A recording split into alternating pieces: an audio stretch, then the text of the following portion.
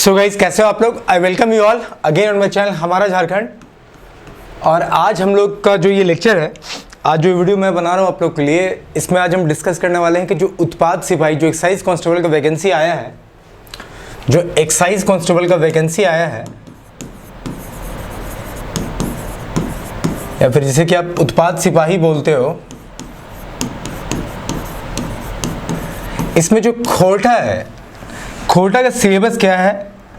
क्योंकि देखो, जैसे सीजीएल का एग्ज़ाम हो या उत्पाद सिपाही एक्साइज कांस्टेबल का, रीजनल पेपर का एक बहुत बड़ा इंपॉर्टेंस है। क्योंकि आपको इसमें भी, इस एक्साइज कांस्टेबल के वैकेंसी में भी पेपर 2 जो है, पेपर 2 आपका जो है वो है खोटा।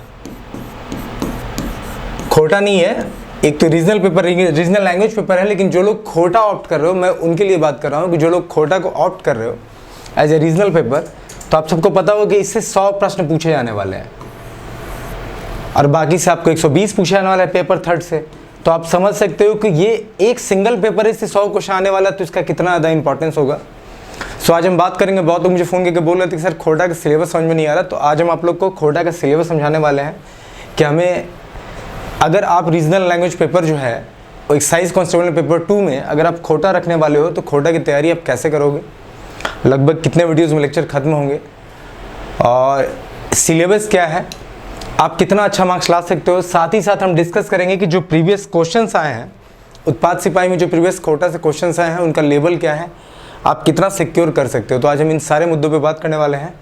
सो जो लोग भी हमारे चैनल से नहीं जुड़े हो, हमारा झारखंड से, जो झारखंड में किसी भी कॉम्पिटिटिव एग्जाम्स की तैयारी कर रहे हो, चाहे वो सीजीएल हो, एसआई हो, एक्साइज कांस्टेबल हो, आप हमारे चैनल से अटैच कर सकते हो अपने आप को।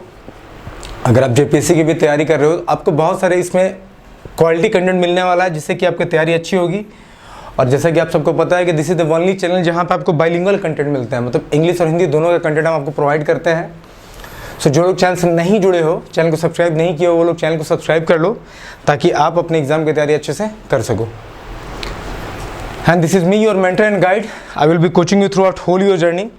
मैं कोशिश करूंगा कि आपकी जो भी एग्ज़ाम की तैयारी है, उसमें जो भी आपको कंटेंट मिले तो अच्छा मिले। मैं आपको जो भी वीडियोस देता हूं, उसके कंटेंट के साथ साथ मैं पूरी कोशिश करता हूं कि आपको वीडियो को अच्छे से समझाया जा सके। जो भी लेक्चर है, जो भी टॉपिक है, वो आपको समझ में आ सके। सो मुझसे आप हमारे चैनल से जुड़ सकते हैं। और अगर कोई लोग हमसे कोर्स परचेज़ करना चाहते हो, जो लोग एक्साइज कांस्टेबल की तैयारी कर रहे हो, या सीजीएल की या एसआई की, तो हमारा एप्लीकेशन जो है एंड्रॉयड और iOS दोनों पे उपलब्ध है। तो एंड्रॉयड पे भी आपको मिल जाएगा और iOS पे भी आपको दोनों एप्लीकेशन हमारे मिल जाएंगे, जो सभी क्लासेस के नाम से है। तो आप इसको डाउनलोड कर लो, और कोई भी अगर क्वेरी हो तो आप इन नंबर पे कॉल करके हम लोग से अपनी क्वेरी को दूर कर सकते हो। तो चलिए आज के हम जो बेसिक टॉपिक है उस पर चलते हैं। ये हमारा जो ऐप है, उसका लोगो है, आपको प्ले स्टोर पर दिख जाएगा। तो चलिए आज हम बात करने जा रहे हैं खोटा के बारे में, कि अगर आप खोटा को एक्साइज कांस्टेबल में, अगर क्षेत्रीय भाषा ग्रुप में अगर आप ऑप्ट कर रहे हो, चुन रहे हो, तो उसकी तैयारी कैसे करनी है, सिलेबस कितना बड़ा है, कितना मार्क्स आप ला सकते हो, तीन सारे मुद्दों पर भी हम बात करेंगे।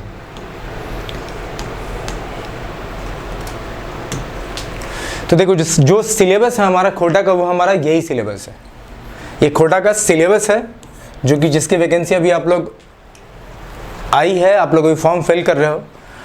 तो ये जो खोटा भाषा है, ये देखो, अगर आप लोग क्षेत्रीय भाषा में खोटा को ऑप्ट करने जा रहे हो, तो बिलीव मी बहुत ही ज़्यादा अच्छा मार्क्स आपका आएगा। क्योंकि जो भी क्वेश्चंस आ रहे हैं, जो भी क्वेश्चंस खोटा से पूछे गए हैं, तकरीबन आपको पता है कि पेपर 2 से 100 क्वेश्चंस आने वाले हैं। तो जो भी 100 क्वेश्चंस आ रहे हैं, ये बहुत ही सरल, या तो कहो आसान या ईजी प्रश्न आ रहे हैं।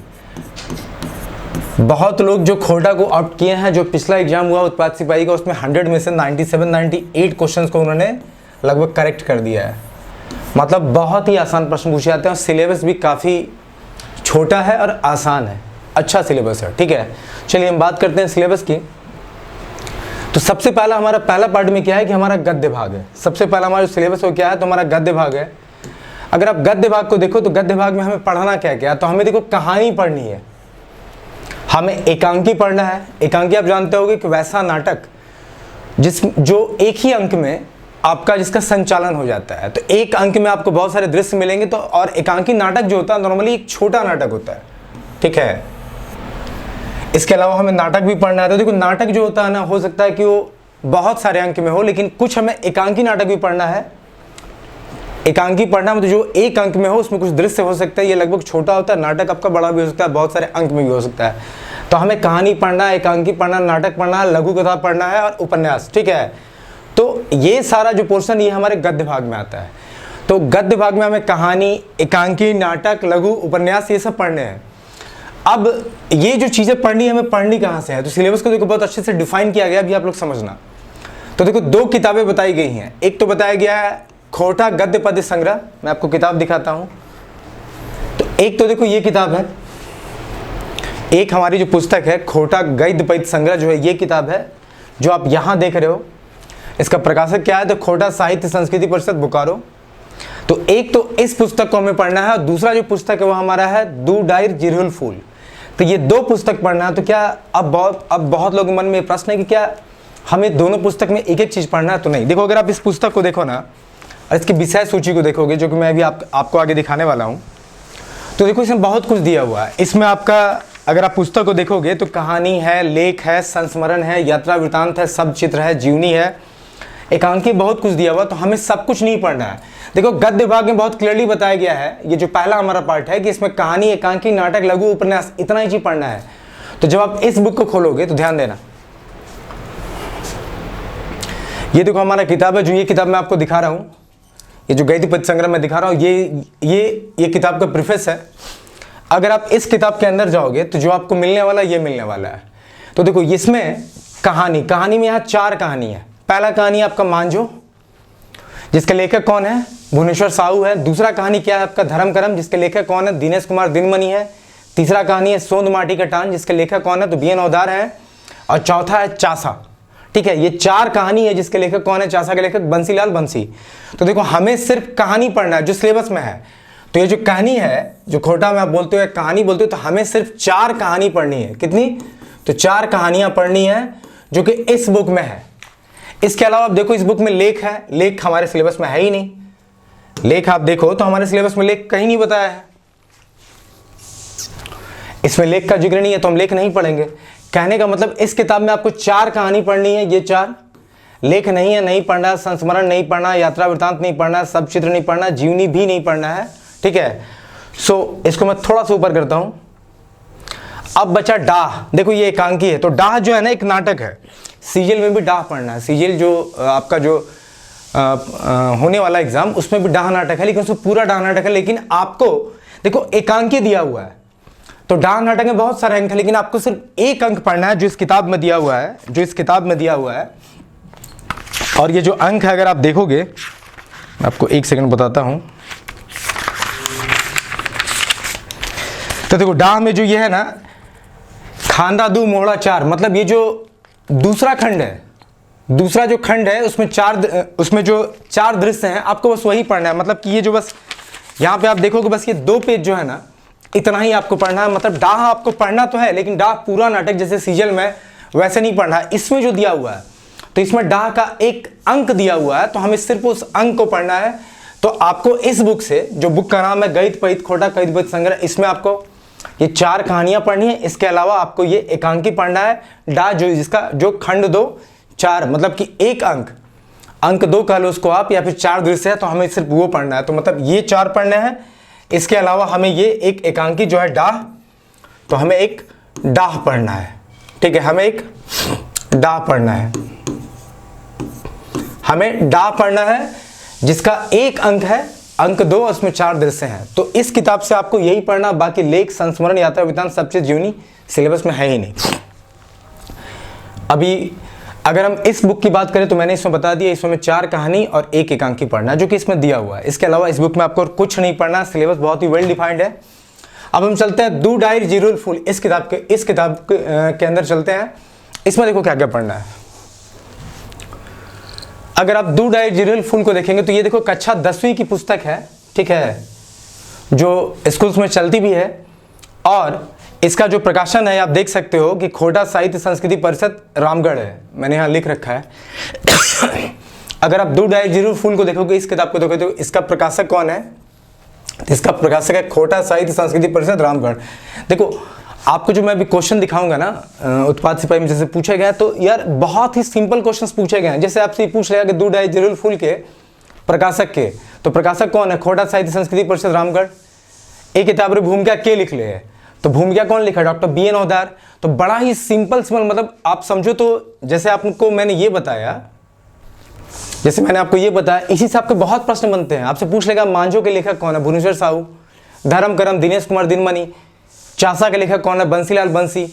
तो आपसे बड़ा ही सिंपल प्रश्न उठा के पूछ रहा है, आपको हम लास्ट में दिखाएंगे। सो अभी दूध जरूर फूल की अगर इस किताब के बारे में बात करें, तो इस किताब का प्रकाशक कहाँ है? तो भाई खोटा साहित्य संस्कृति परिषद रामगढ़ है। भूमिका इस किताब में किसने लिखी है? डॉक्टर BN ओहदार ने लिखी है। और इस किताब में हमें क्या क्या पढ़ना है? तो देखो इस किताब में जो पहली कहानी हमें पढ़नी है भीमा।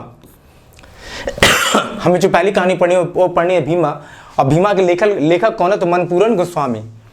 तो यहाँ से एक प्रश्न ये भी बनता है कि भाई आपसे पूछ लेगा कि भीमा कहानी के लेखक के लगे, तो मनपूरन गोस्वामी। दूसरी कहानी जो हमें इस किताब में पढ़नी है वो है रईस का। रईस का कहानी के लेखक कौन है? तो बंसीलाल बंसी है। चासा के लेखक भी कौन थे? तो बंसीलाल बंसी थे।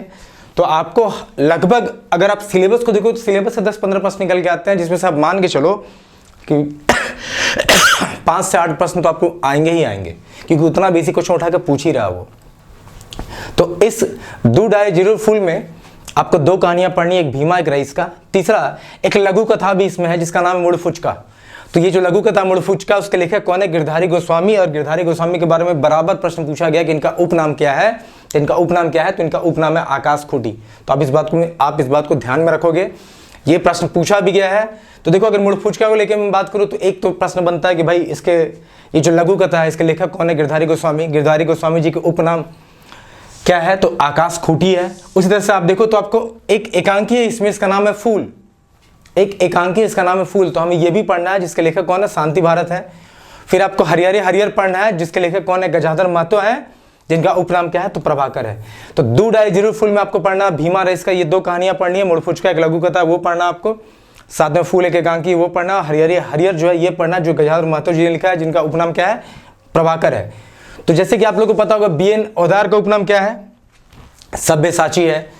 गिरधारी गोस्वामी जी का उपनाम क्या है? आकाश खूटी है। गजाधर महतो का उपनाम क्या है? तो प्रभाकर है। तो देखो इस तरह से बड़ी सिंपल प्रश्न पूछे जाते हैं। अब हम सिलेबस पे चलते हैं। तो देखो जो पहला पार्ट था गद्य भाग, इसमें आपको ये दोनों किताब में जो पढ़ना मैंने बता दिया। अब हम बात करने वाले हैं निबंध। दूसरा है आपका निबंध। पहला पार्ट गद्य भाग था, दूसरा पार्ट है निबंध। निबंध में देखो लिखा हुआ है समसामयिक विषय पर, मतलब वैसा टॉपिक जो समसामयिक मतलब करंट अफेयर भी मत बोलो, जो करंट टॉपिक है जो अभी में जिसको आप आज की घटनाओं से जोड़ पा रहे हो, ठीक है। तो वो जो है आपका किसमें आ रहा है? समसामयिक विषय पे जो भी निबंध लिखे गए हैं उन सबको पढ़ना। और आपके पास पुस्तक जो बताया गया है, एक तो आपको खोटा निबंध संग्रह और दूसरा है खोटा निबंध।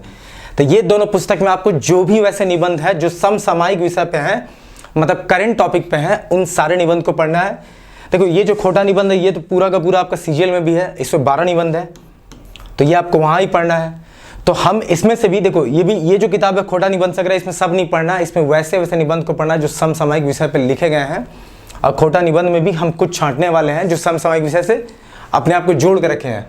तो ऐसा नहीं कि पूरा का पूरा निबंध पढ़ना है, जैसे जैसे आपको हम पढ़ाएंगे आपको समझ में आता जाएगा जो हमारे कोर्सेज है उसमें। अब हम तीसरा बात करते हैं, तीसरा है व्याकरण। अब व्याकरण में देखो आपसे पूछने वाला क्या क्या है, ये संज्ञा पूछेगा, सर्वनाम पूछेगा, लिंग निर्णय पूछेगा, कारक पूछेगा। तो ये 4 चीज आपको पढ़ना है, संज्ञा, सर्वनाम, लिंग निर्णय और कारक। कारक, लिंग निर्णय, सर्वनाम और संज्ञा। तो व्याकरण में आपको ये 4 पार्ट है। अच्छा, अगर आप इसको ढंग से देखोगे तो यहाँ पे मुहावरा और कहावत भी है। तो मुहावरा और जो कहावत है ना वो व्याकरण का पार्ट नहीं है, ये लोक साहित्य का पार्ट है। किसका पार्ट है? ये आपका लोक साहित्य का पार्ट है। ये आगे भी और विभाजित हुआ है, ठीक है। आपको जब लेक्चर में मैं पढ़ाऊंगा तो आपको समझ में आएगा कि लोक साहित्य को भी कैसे कैसे फिर बांटा गया है। तो ये मुहावरा, लोक कहावत, ये आप लोक साहित्य का पार्ट है। व्याकरण में आपको संज्ञा, सर्वनाम, लिंग निर्णय और कारक, बस ये 4 चीजें ही पढ़नी है। तो सिलेबस देखो काफी वेल डिफाइंड है। अच्छा, इसके लिए सहायक पुस्तकें बताई गई हैं कि खोटा साहित्य सैद्धांतिक व्याकरण जो लेखक A.K. झा का है और खोटा व्याकरण जो लेखक वासुदेव महतो का। तो देखो ये सब किताब लेने की आपको आवश्यकता नहीं है, इसलिए नहीं है कि देखो आपको सहायता के लिए बोला कि आप चाहो तो इन बुक्स की मदद से आप इन सबको पढ़ सकते हो, लेकिन आपको ऐसा नीड नहीं है। देखो खोटा में क्या है ना कि खोटा भी हर क्षेत्र के हिसाब से थोड़ा बदला हुआ है। बहुत बार क्या होता है कि खोटा जब आप पढ़ने आते हो और पढ़ते हो तो आप देखोगे 1000 सर का जो खोटा है ये थोड़ा सा टिपिकल है, इसको समझने में थोड़ी मुश्किल होती है। ओहदार सर का खोटा थोड़ा इससे ज़्यादा आसान है, पर ऐसा नहीं कि ओहदार सर का जो खोटा में जो शब्द यूज हुए हैं वो 1000 सर के लिए उतने ही, मतलब वो उसको उतनी ही समझ पाए जो 1000 सर का खोटा ओहदार सर समझ पाता है, ऐसा नहीं है। देखो हर ऑथर जो लिखा है ना, खोटा भी जगह जगह बदला हुआ, तो आप एक एक शब्द का एग्जैक्ट मीनिंग शायद आपके लिए भी जानना मुश्किल होगा, किसी के लिए मुश्किल होगा, तो एक भाव को पकड़ के हम चीज़ों को समझ लेते हैं। क्योंकि हर जगह जैसे क्या होता है कि हिंदी भी टूटते टूटते बहुत सारी बोलियों में चेंज हो गई, तो हर जगह का अपना एक बोली है, तो हर एक शब्द का अपना क्षेत्र में उनकी जानकारी अच्छी होती है, लेकिन दूसरों के लिए वो परेशानी का सबब होता है। तो आप, मेरे हिसाब से मुझे नहीं लगता कि इस तरह कोई भी व्याकरण किताब को आपको लेना चाहिए। ये बहुत ही संज्ञा सर्वनाम लिंग निर्णय कारक बहुत ही सिंपल है, मैं आपको जो भी अपने कोर्सेज में बता दूंगा, दैट विल बी सफिशिएंट, ठीक है। सो अगर आप व्याकरण को देखो ढंग से, तो व्याकरण में आपको क्या क्या पढ़ना है? व्याकरण में आपको संज्ञा सर्वनाम लिंग निर्णय कारक पढ़ना है, मुहावरा कहावत, तो बहुत ऐसे प्रश्न उठा के पूछे हैं ना जो आप बिना पढ़े भी उत्तर दे दोगे। अभी देखो मैं जस्ट डिस्कस कर रहा हूँ, अभी हम उत्पाद सिपाही का क्वेश्चन निकालेंगे, इसमें जो भी मुहावरा कहावत दिया गया है ना, मतलब 90% क्वेश्चन ऐसे हैं ना जिसको आप देखते ही हिट कर दोगे। मतलब आप अपनी कॉमन समझ से भी, आप नॉर्मली थोड़ा सोच के भी उसका उत्तर दोगे तो आप सही दोगे। तो देखो यही आपका खोटा उत्पाद सिपाही का पूरा सिलेबस है। इसमें मैं क्या क्या पढ़ना मैंने बता दिया। निबंध में 2 पुस्तकें हैं, 2 पुस्तकें में वही निबंध को पढ़ना है जो समसामयिक विषय पे अपने आप को जोड़ता है, उस तरह की घटनाओं पे लिखा गया है। व्याकरण में आपका संज्ञा सर्वनाम कारक और लिंग निर्णय, और ये मुहावरा कहावत जो है आपका लोक साहित्य का पाठ है, तो आपको बहुत सारे मुहावरा कहावतों को बस देख लेना है, एक से सिलवा ढंग से कुछ पढ़ लेना ताकि आपको प्रैक्टिस हो जाए। एग्जाम में जो प्रश्न पूछे जा रहे हैं बहुत ही आसान पूछे जा रहे हैं, ठीक है। तो ये रहा आपका सिलेबस, और इससे देखो जो प्रश्न निकल के आ रहे हैं, मैं आपको वो दिखाने वाला हूँ कि देखो प्रश्न कितने आसानी से निकल के आ रहे हैं और कहाँ से निकल के आ रहे हैं, ताकि आपको एक आइडिया हो जाए।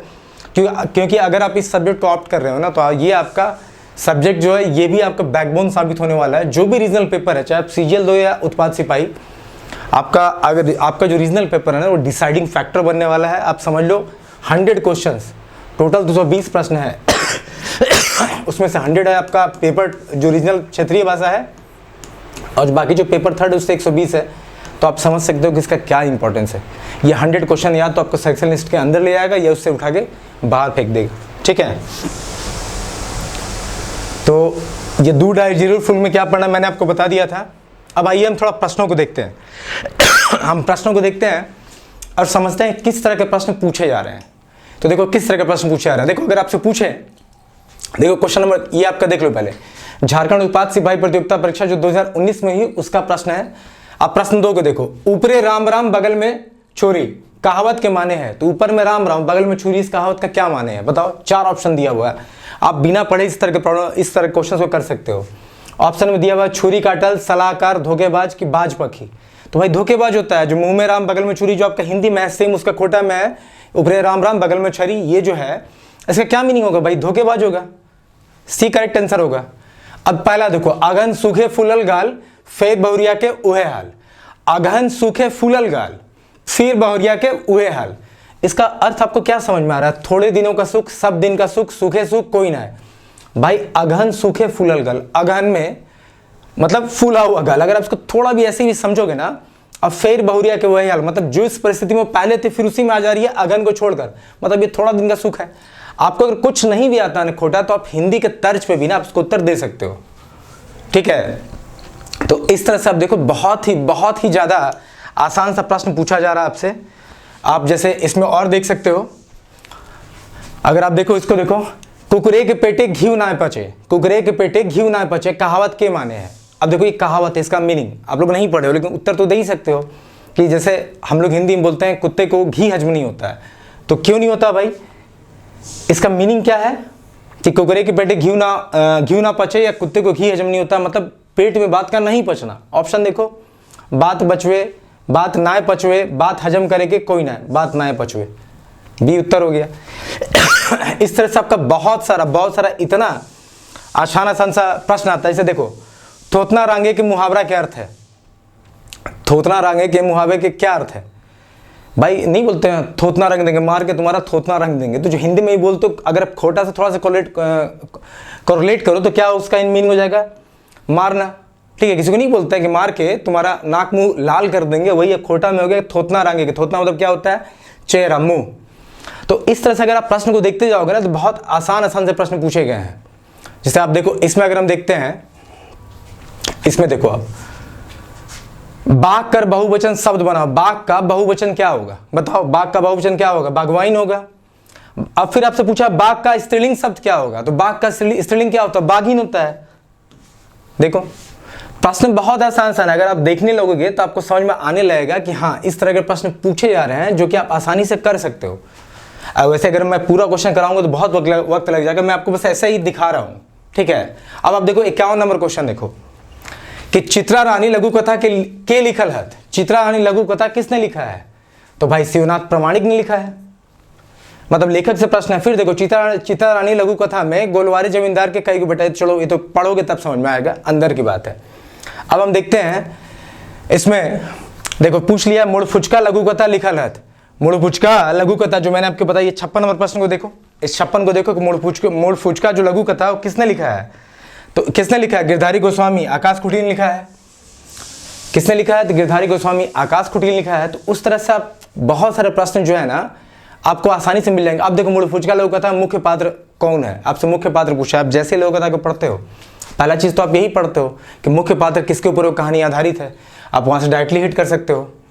तो जब आप इसको देखोगे तो आपको लगेगा कि इसमें बहुत सारा प्रश्न जो है बहुत आसान सा आया हुआ है, बहुत आसान सा आया हुआ है। अब 57 देखो, इस प्रश्न को देखोगे, मुड़ फुचका माने बताओ, मुड़ फुचका का मतलब क्या होता है?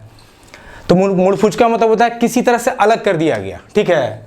कौनो तरी छाटल मतलब किसी तरह से हटा दिया गया, अलग कर दिया गया, ठीक है। तो 57 का ए हो जाएगा। वैसे आप अगर थोड़ा और हम बात करते हैं, इसमें आप देख लो, इसमें आप देखोगे तो आपको दिख जाएगा यहां पे, देखो डॉक्टर गजाधर महतो के, अभी हमने बोला था आपको कि आपसे उपनाम में बहुत सारे प्रश्न पूछे जाते हैं। डॉक्टर गजाधर महतो को उपनाम बताओ। गजाधर महतो का उपनाम क्या था? प्रभाकर, मैंने बताया था अभी। शिवनाथ प्रामाणिक जी के उपनाम बताओ। शिवनाथ प्रामाणिक का उपनाम क्या है? मानिक। गिरधारी गोस्वामी जी के उपनाम, गिरधारी गोस्वामी जी का उपनाम क्या है? आकाश कोटी। तो बहुत सारा ऐसा प्रश्न है ना जो आपके सिर्फ लेखक पे, किसने लिखा, प्रकाशक कौन सा है, इनका उपनाम क्या है, इससे उठा के आपको पूछ लिया। देखो रईस का कहानी क्या लिख लिया, देख रहे हो? चासा, चासा का अर्थ क्या होता है? चासा कर माने बताओ, चासा का अर्थ क्या होता है? किसान। चासा कहानी किसने लिखा है? आपसे वो चीज पूछ रहा है ना जो कि आपका सिलेबस में था। जैसे यहां देखना अभी आप, आपसे चासा का मतलब आप जान गए। आप देखो चासा का माने किसान है। चासा कहानी कौन लिखा? भुवनेश्वर कर लिखल कहानी है। भुवनेश्वर जो आपके लेखक है उसने कौन सा कहानी लिखा है? सोंद माटी के टान कहानी के लिखा। अभी देखो अगर हम सिलेबस पे चलते हैं, ध्यान देना, देखो सोंद माटी का तान भगोदर भोगनाथ औदार बीएन औदार लिखे हैं, ठीक है। चासा किसने लिखा? बंसीलाल बंसी ने लिखा है। भुवनेश्वर साहू ने क्या लिखा? मांझो लिखा है। सारा प्रश्न तो यही का है। तो अगर आपको सिर्फ सिलेबस पता है ना तो आप बहुत सारा उत्तर कर दोगे। देखो चासा, बंसीलाल बंसी, भुवनेश्वर जी कौन सा कहानी लिखे हैं? तो मांझो लिखे हैं। सोन माटी का टान कौन लिखा है? डॉक्टर बीएन औदार लिखे हैं।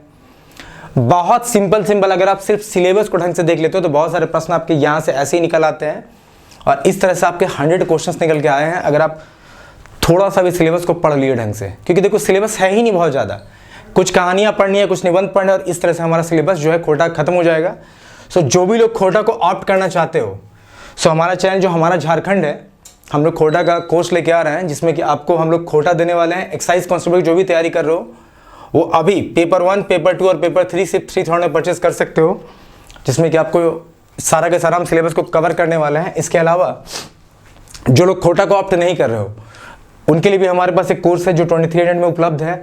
और जो लोग खोटा भाषा पढ़ना चाह रहे हो, क्योंकि देखो सीजीएल में आप लोग का बहुत अच्छा रिस्पॉन्स था, सो जो लोग खोटा उत्पाद सिपाही के लिए पढ़ना चाह रहे हो हमसे, वो हमारे कोर्स में जुड़ सकते हो। हमारे एप्लीकेशन स्वेबी क्लासेस पे आप ऐप को डाउनलोड कर लो और वहाँ से हमारे कोर्सेज को परचेज कर सकते हो और खोटा की तैयारी आप बहुत अच्छे ढंग से कर सकते हो। मुझे उम्मीद है जो लोग सीजीएल की तैयारी कर रहे हैं उन्हें मैं जो भी पढ़ा है वो समझ में आया है।